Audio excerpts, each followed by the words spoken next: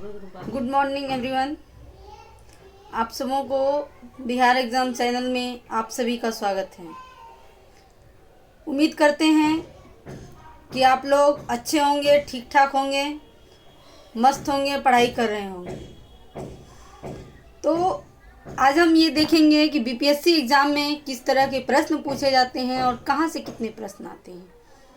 तो चलिए हम लोग स्टार्ट करते हैं और देखते हैं बीपीएससी एग्ज़ाम में कैसे प्रश्न पूछे जाते हैं और किस किस पोर्शन से प्रश्न आते हैं। जैसा कि आप लोगों को बताया गया है, बीपीएससी एग्ज़ाम में टोटल 150 प्रश्न होते हैं प्रीलिम्स में, और 150 प्रश्न में कहाँ कहाँ से प्रश्न आते हैं जरा हम सिलेबस की बात करते हैं। आपने थंबनेल देख के तो समझ ही गए होंगे कि प्रश्न आज सिलेबस से होने वाले हैं। सिलेबस क्या है? आप लोगों को हिस्ट्री पढ़ना है, ज्योग्राफी पढ़ना है, पॉलिटी पढ़ना है और इकोनॉमी पढ़ना है। देखिए हिस्ट्री में क्या पढ़ना है।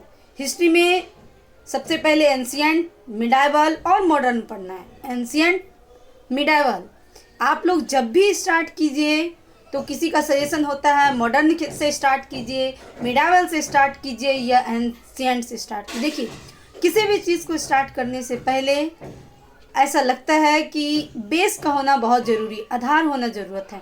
जब तक आप एंशिएंट को नहीं पढ़ेंगे, नहीं समझेंगे, तो आप ना ही मिडाइवल को समझ सकते हैं और ना ही मॉडर्न को समझ सकते हैं। तो सबसे पहले आप लोगों को ज़रूरी है कि एंशिएंट पढ़िए, एंशिएंट को समझिए, ब्रीफ में एंशिएंट को पढ़िए, तभी आपको एंशिएंट के बाद मिडाइवल पढ़नी है और फिर मॉडर्न पढ़नी है। एक एक करके चीज़ें क्लियर होती जाएगी और चीज़ें आगे बढ़ती जाएगी। एंशिएंट में क्या पढ़ना है, कैसे पढ़ना है, वो हम अगले वीडियो में बताएंगे। आज के वीडियो में हम टॉपिक पे ही चलते हैं, सिलेबस। दूसरी हमें जो बुक पढ़नी है, दूसरा जो मेरा पार्ट्स हैं, सब्जेक्ट हैं, वो है पॉलिटी। पॉलिटी में क्या पढ़ना है? पॉलिटी में मेन रूप से हमें इंडियन पॉलिटी पढ़नी है। इंडियन पॉलिटी पढ़नी है दोस्तों, पॉलिटिक्स नहीं पढ़नी है। पॉलिटी मीन्स होता है राज व्यवस्था, जबकि पॉलिटी मीन्स होता है राजनीति शास्त्र। आप लोगों को राज व्यवस्था पढ़नी है, ना कि राजनीति शास्त्र पढ़नी है, राजनीतिक पढ़नी है। तो राज व्यवस्था अर्थात राज्य की व्यवस्था किस तरह से चलती है, इसके बारे में जानकारी लेनी है। ये हम अगले क्लास में बताएंगे। और इसके बाद जो सबसे इम्पोर्टेंट पोर्शन है वो है साइंस। जी हाँ दोस्तों, आपने सही सुने, साइंस। साइंस में क्या पढ़ना है?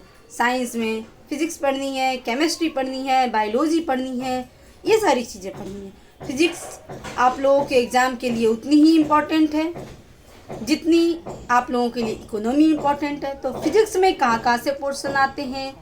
केमिस्ट्री पढ़नी है, केमिस्ट्री में क्वेश्चन, लेकिन इनमें से भी सबसे ज़्यादा इम्पोर्टेंट जो है वो है बायोलॉजी। बायोलॉजी को अच्छे से पढ़नी है।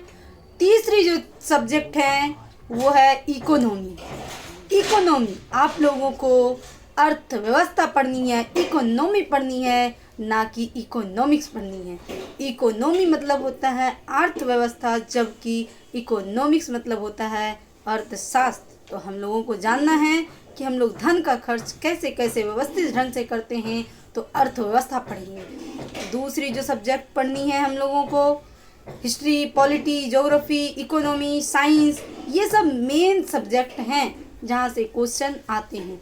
कुछ मैथ, रीजनिंग के भी 10 क्वेश्चन पूछे जाते हैं, लेकिन इन्हें भी अच्छी तरह से तैयार कर लें ताकि आप लोगों को 100% फोकस कर सके। जब तक आप 100% नहीं जानेंगे सिलेबस को, तब तक आप एग्ज़ाम की तैयारी को ठीक ढंग से नहीं कर पाएंगे, तब तक आपका एग्ज़ाम नहीं निकल सकता है। तो आप लोग कोशिश कीजिए सिलेबस को कवर करने की। नेक्स्ट क्लास में हम बताएंगे कि सिलेबस में आखिर पॉलिटी में क्या क्या पढ़नी है, ज्योग्राफी में क्या क्या पढ़नी है, हिस्ट्री में क्या क्या पढ़नी है, और ज्योग्राफी भी बहुत ही इम्पोर्टेंट है, इकोनॉमी में क्या क्या पढ़नी है। इस तरह से हम अगले क्लास में बताएंगे कि सिलेबस में क्या क्या पढ़ना है, कहाँ से कितने क्वेश्चन पूछे जाते हैं। ये सारी बात हम नेक्स्ट क्लास में बताएंगे। तब तक के लिए आप लोग स्वस्थ रहिए, व्यस्त रहिए, मस्त रहिए और सिलेबस को अच्छी तरह से देखिए, समझिए। बाकी हम अगले क्लास में मिलते हैं, तब तक के लिए बाय बाय।